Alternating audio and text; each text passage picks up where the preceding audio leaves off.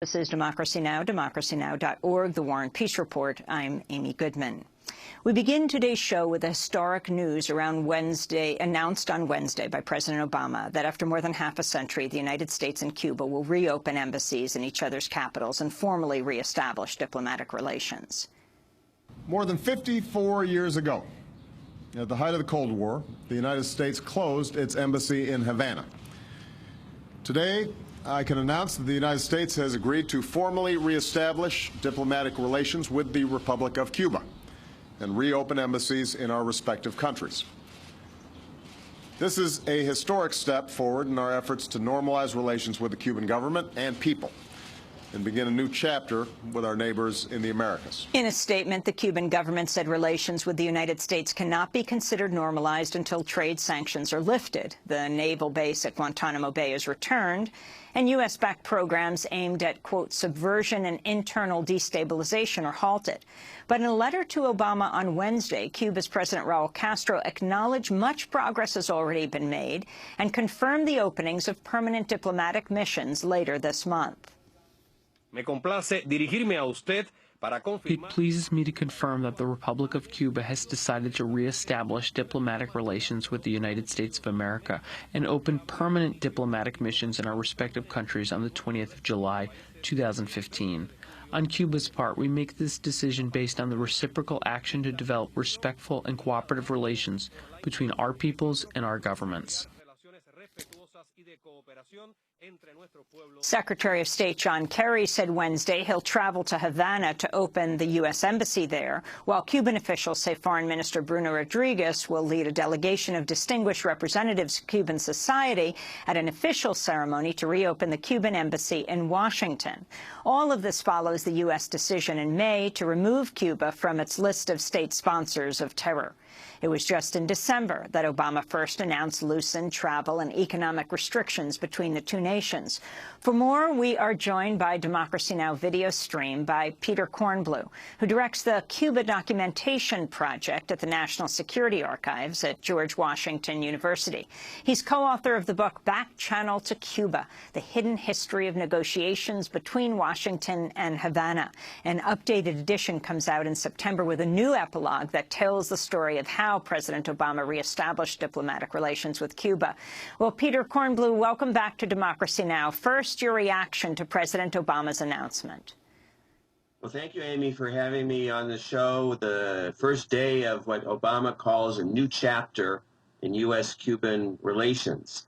I don't think that the true magnitude of Obama's speech yesterday is quite sunk in, but this is a historic moment in bilateral relations. It's a historic moment for Latin America as a whole, and it's certainly an extraordinary kind of change of events in the whole history of U.S. foreign policy, which, as you know better than anybody, and as your listeners know better than anybody, and your audience knows better than anybody, has been a bitter history of imperial and imperialist intervention in Cuban affairs. And Barack Obama yesterday stepped forward and basically said, we're going to change the past and have a very different future. He actually said, this is what change looks like, and it was very dramatic. So let's talk about what this change looks like. What has been agreed to at this point? Tell us about the Cuban mission in Washington and the U.S. mission in Cuba, in Havana, and how they'll change. Well, you know, Jimmy Carter, back in the 1970s, 1977, initiated the first, truly serious efforts of a president to normalize relations with Cuba. And he got as far as kind of reopening kind of mid-level diplomatic kind of representations called interest sections. The United States would have an interest section in Havana. Cuba would have an interest section in Washington. They would not be headed by ambassadors. They would not have full embassy status. And today, President Obama and President Castro have now agreed that we are going to reestablish official diplomatic relations and kind of upgrade these interest sections to full embassies. I mean, this has symbolic meaning. President Obama set out to accomplish this starting in 2013 when he directed his aides to find a way to change our policy towards Cuba and to arrive at this point where we have arrived today. That is what he could do as president without having to deal with the Congress on the issue of lifting the embargo. And you know, it's a symbolic move in many ways, but it creates a kind of a new framework of our interaction, and certainly is going to pave the way, I think, to an acceleration of ties, bilateral ties, cultural ties, economic ties, political ties between the United States and Cuba. And I think it's going to accelerate leaving the past in the past and creating a very different kind of ambience and environment of the ties between the two countries, which really have a lot of common interests, which will now rise to the surface of the relationship. Can you tell us the history of the U.S. mission in Cuba? I remember when I was in Havana, there were sort of major billboards that the U.S. mission had to face that the Cubans had put up. But the U.S. had done things with the U.S. mission that Fidel Castro wanted to cover, with a series of flags? Well, that was during the last Bush administration, where George Bush decided that he would kind of stick it to the Cubans by putting a ticker tape on the top of the building of the U.S. interest section that kind of, you know, broadcast news like down there in Times Square that was hostile to the Cuban government. And Fidel Castro's response was to erect 119 flagpoles and put 119 black flags kind of with a, you know, pirate type sign on the top to mask the ticker tape and to kind of make a statement of how evil the United States was. Now, you can contrast kind of the animosity, what Henry Kissinger once called the perpetual hostility of that kind of interaction with what's going to happen today. And the visual contrast will be John Kerry, the highest ranking U.S. official since the Cuban Revolution, to travel to Cuba, overseeing the hoisting of the American flag of the new U.S. Embassy on the Malecon there in Havana. The visuals will be rather dramatic, and I think will appeal, quite frankly, to Cubans and to the American public here in the United States in a very dramatic way. And I think it's going to help visually push the idea of a normal relationship forward in a big way. The restoration of relations with Cuba is not sitting well with Republican presidential contender, Cuban-American Marco Rubio. He issued a statement that read, quote, "I intend to oppose the confirmation of an ambassador to Cuba until these issues are addressed. It is time for our unilateral concessions to this odious regime to end." Peter Kornbluh, talk about Rubio's attitude toward Cuba and his own history. Well, he distorted his own history for many years. He left the public impression and even stated it specifically that his parents had fled after Fidel Castro took power, that they were political refugees, when in fact they had left Cuba 3 years before the revolution, and they were simple economic refugees, just like anybody else. So many others who have come to the United States from Latin American countries or other third world countries seeking better economic situations for themselves and their families. So his parents and his family, he does not have a background of persecution during the Castro regime. But of course, he is beholden and a fixture in the dwindling community of hardline anti-Castro Cubans in Florida. And he is catering to them in his presidential bid. There are still a number of older Cuban Americans who made a lot of money and who are going to be supportive financially of Rubio's candidacy. But in terms of broad numbers, his position no longer reflects in any way, shape, or form the majority view of Floridians and Cuban Americans in Florida. Having said that, let me be clear that Cuba is obviously going to be a political hot potato, and Cuba policy is going to be a political hot potato in the next presidential election. Hillary Clinton came out very early calling for an end to the embargo. She sees that there is financial support among the more moderate Cuban-American community in Florida. And she also, I think, sees that this is much in the interests both international and domestic, of the United States of America to normalize fully relations with Cuba. On the other side, you have, Republican candidates like Chris Christie and Jeb Bush, who, like Marco Rubio, is vying for the support of the anti-Castro Cuban community in Florida, who are obviously going to attack the president on this policy change. Well, in Havana, Cubans welcome news that U.S. and Cuba will open embassies in each other's country.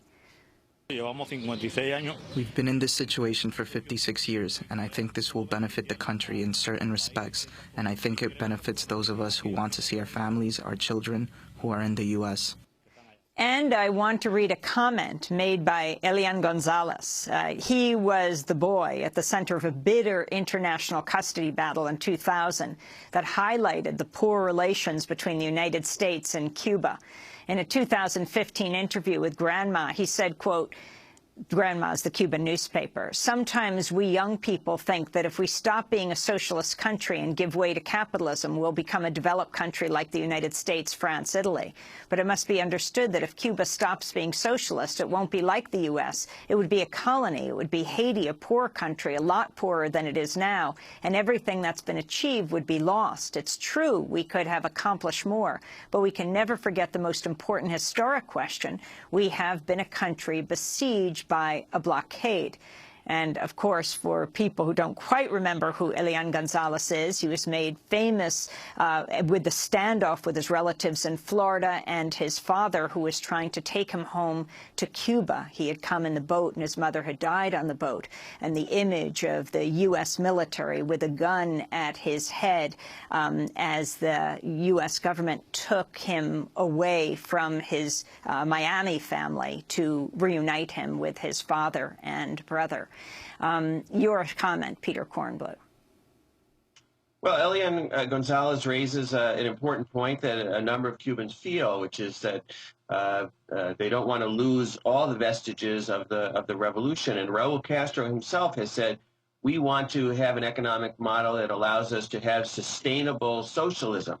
The problem for Cuba is that they can't sustain the advances of the Cuban Revolution in education and health unless their economy changes and they are able to be a productive society generating the resources to do these social programs in the future. And that is why the opening of the economy is under Raul Castro is evolving away from a strict communist model to a much more kind of more social democratic model eventually. And perhaps like Vietnam, perhaps like China, it's hard to know where it will end up. But it is evolving steadily towards that new model of the economy. And it's up to the Cuban government, of course, to decide what kind of interaction they're going to have with American economic interests. We can no more tell them what to do now than we could before the normalization of diplomatic relations. But they know what's in their interests, and I'm sure that they were going to act accordingly. So, Peter Kornbluth, talk about what has to happen now, and what does Congress have to do, which President Obama alluded to as he spoke yesterday, and how could a change of a presidential administration or even the current Congress stop anything, or could they, from moving forward? I think what President Obama has done in normalizing diplomatic relations with Cuba is irreversible. Congress can certainly stand in the way. The Senate Foreign Relations Committee, dominated by Republicans like Marco Rubio, can thwart a kind of a naming of a new ambassador. They can hold up any ambassadorial nomination that President Obama gives them. But I think what he's going to do is simply assign the diplomat that is there, Jeffrey De Laurentiis, who's head of the interest section, and who already is an ambassador in the sense that he was an ambassador previous to his posting in Cuba, with the kind of interim status. So till the end of the Obama administration, I believe that he's not going to pick a fight with Congress over this nomination. Obama has 2 years left. He's going to move quickly and with all the power that he has as president to kind of consolidate this change in policy. He has normalized diplomatic relations. To normalize overall relations, of course, we do have to lift the embargo. The United States does have to address Cuba's interest in the return of the Guantanamo military base. And these regime change programs that USAID has been running for all these years, kind of in a kind of bureaucratic imperative mandated by Congress, do have to be reconfigured to some kind of more educational-oriented or economic sharing, as opposed to an effort to roll back the Cuban Revolution. Those things are down the road.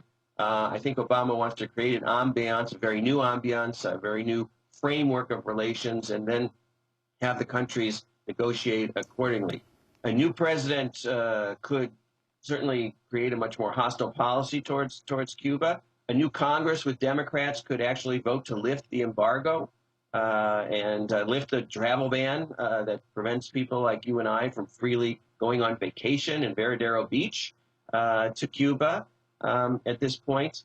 But I think that Obama's strategy is simply to create constituencies in the business community, among American citizens, as well as supporting Cuba for going forward with this relationship to the point where it'll be very difficult for a Republican president like Jeb Bush or Marco Rubio to reverse this process. The issue of trade, Peter, what exactly is going to happen now? I mean, many Republican and Democratic governors, for example, not to mention CEOs, have been going back and forth to Cuba. What happens next? You've had the president of Google going. You've had the head of the U.S. Chamber of Commerce going to Cuba. There are all sorts of businessmen who have been there. And President Obama has kind of looked at the embargo like a dam, and he's used his executive powers to poke holes in it with the hope that as the kind of economic waters pour through the holes that he has created in the embargo, the dam weakens and eventually collapses. I think that's his strategy, and it's being supported by the business community and by the advocacy community. There's a new organization out there called Cuba Engage, which is trying to organize business and advocates to lift the travel ban. Very important to support that. And I think that's his idea. And Obama, using executive orders, has created all sorts of clauses in the for the business community. The United States can now import goods from Cuba from private businesses in Cuba. We can sell them more food. Internet companies of the United States of America are now going to Cuba and are going to work with Cubans to build an internet network there. So there's a loosening of the restrictions on trade. You still are not going to see, Hilton hotels building hotels in Cuba. You're not going to see a McDonald's or a Walmart or major U.S. mining companies arriving in Cuba and investing in Cuba unless Congress lifts the trade embargo on Cuba. But you are going to see quite a bit more economic activity in the years to come. And the visits. President Obama says he personally will go next year, and the Pope, before he comes to the United States, will be going to Cuba first. Is that right, Peter Kornbluh? And the Pope's role in the negotiation that has opened up the relationship between Cuba and the United States. Well, the next edition, the paperback edition of the book that I did with William Leogrand, Back Channel to Cuba, The Hidden History of Negotiations Between Washington and Havana, is going to have a whole new 50-page epilogue that tells the story of how the Pope got involved with the secret talks to improve relations between the United States and Cuba. And certainly when the Pope goes to Cuba in mid-September, he's going to raise the issue of the embargo. He's going to come to the United States afterwards, and I'm sure the issue will actually come up. The Pope will be following John Kerry, who's going to be going to Cuba later this month. That is going to receive quite a bit of media attention. And, of course, there's going to be a parade of celebrities, businessmen, political figures continuing to go to Cuba till the end of the year. Obama, certainly the White House has said that Obama would relish his own trip to Cuba in 2016.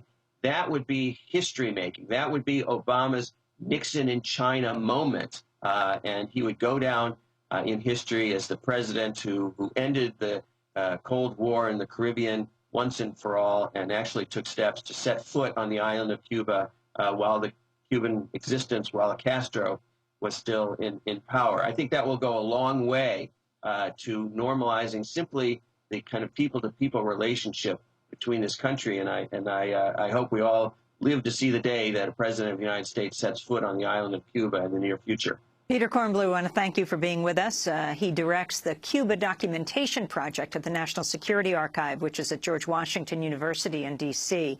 Co-author of the book Back Channel to Cuba, The Hidden History of Negotiations Between Washington and Havana. Updated edition with that epilogue that tells the story of President Obama, the Pope, and President Castro are all in that book. This is Democracy Now! Back in a minute.